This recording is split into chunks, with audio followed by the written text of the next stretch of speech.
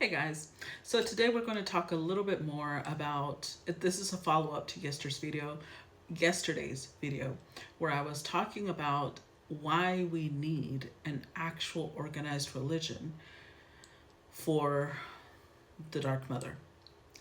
So I'm going to continue what I had been mentioning about why men or males are not going to be part of the leadership. Um, I know that it comes across a little vengeful to not do that, but it's not about that. It's more about the world is already so predominantly patriarchal. So much so. Feminism has been a movement, it's been trying to gain some traction.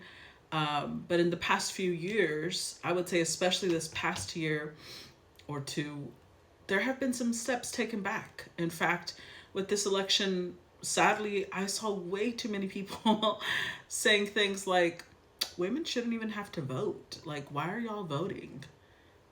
I cannot express how shook I was that this was even a mentality, and not just men were saying this. Other women were saying this, like they were okay if they didn't have to vote. Now we already know, I'm not going to get into the political part of it because honestly, it's really just our spirituality influences everything else in our world. So it's not about being vengeful because honestly, we are going to be honoring the masculine, but the healthy masculines are not very common. And it's the ones who are healthy, who are supportive, they will be honored, and they will have a place of support where they can support the leadership, they can support the beliefs, they can support the temple in whatever way they see fit. It's not about degrading them or humiliating them. It's just about to be able to counteract the heavy patriarchal system, we need something that's purely feminine in leadership so that it can start implementing the changes that need to happen. Okay, so that's one thing.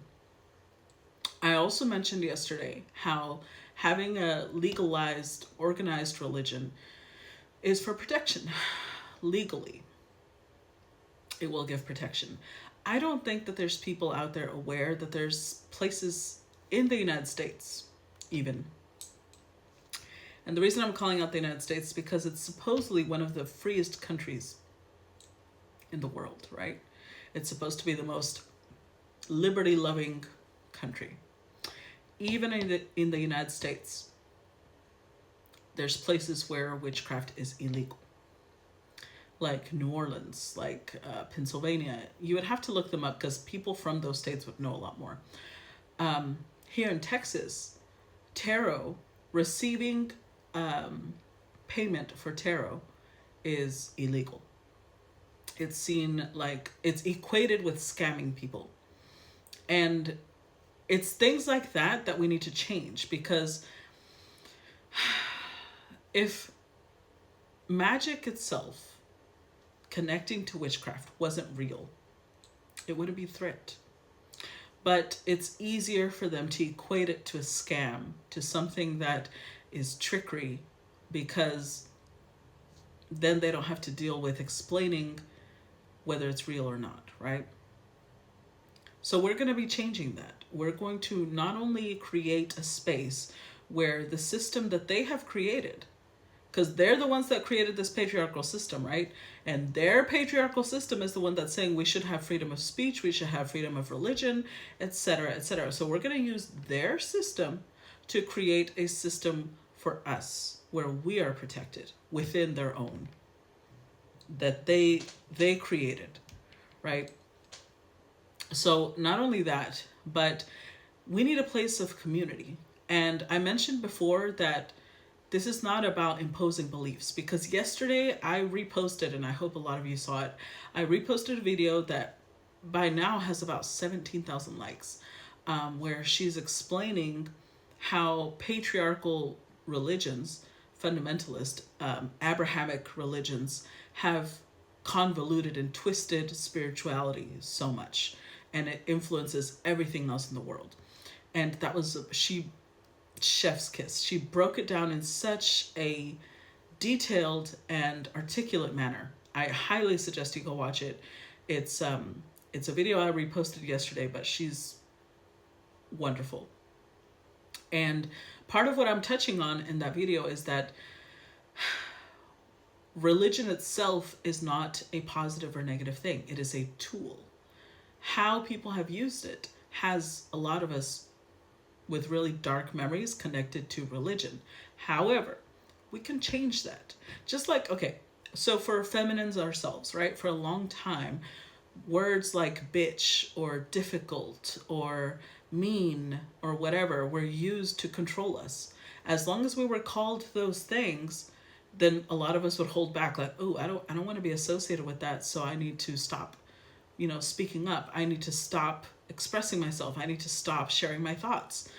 We were told we were too opinionated. We were too this. We were too masculine. So the more we started healing and realizing those aren't bad things. Like, you're calling me difficult because I'm calling you out, or you're calling me opinionated because you don't want to hear a differing opinion than yours.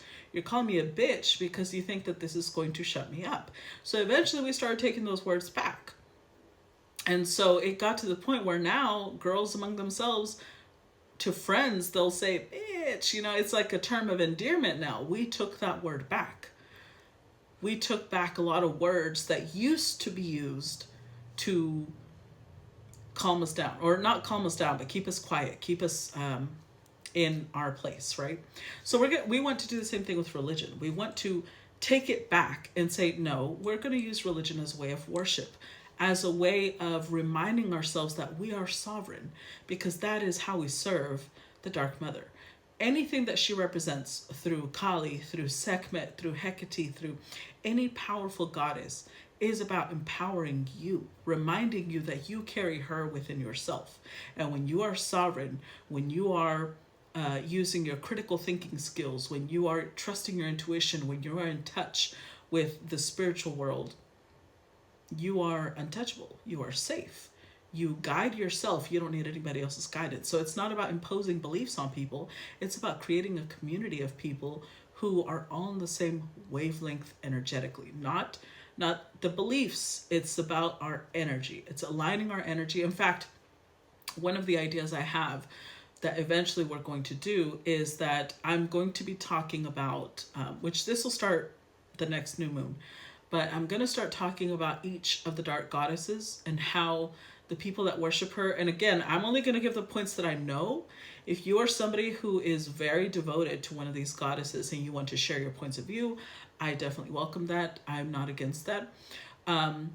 Like, I imagine people who are in Hinduism and worshippers of Kali would have a lot more information on her than I ever could have. So I'm only going to be sharing what I know. I'm not going to say I'm an expert on any of these things.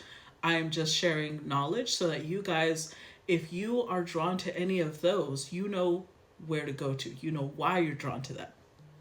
So I'm going to be sharing stuff like that so that we can all understand that there's a myriad of ways, a myriad of faces where we can connect with her.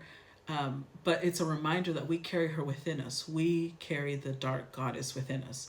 And she's reminding us of that. Salvation, power, all of these things do not come from outside of ourselves. They come from within ourselves. And that's the whole point of shadow work. So that's one of the main reasons that it's about moving into a state of community so that we know we're not alone. We are very, very much protected and cared for, and there's many of us. We're not as isolated as we've been taught to believe that we are. So I just wanted to share that. This is day 4 of going into conversations about the Dark Mother. If you have any additional questions, or there's one question that somebody posted on Facebook, I'll make another video about that. That one's separate from this, but we'll see. It might be connected. But if you guys have any questions or comments, please post them down below. I'm posting these all across the board on my social media, so wherever it is that you see it, let me know, and I'll talk to you guys later.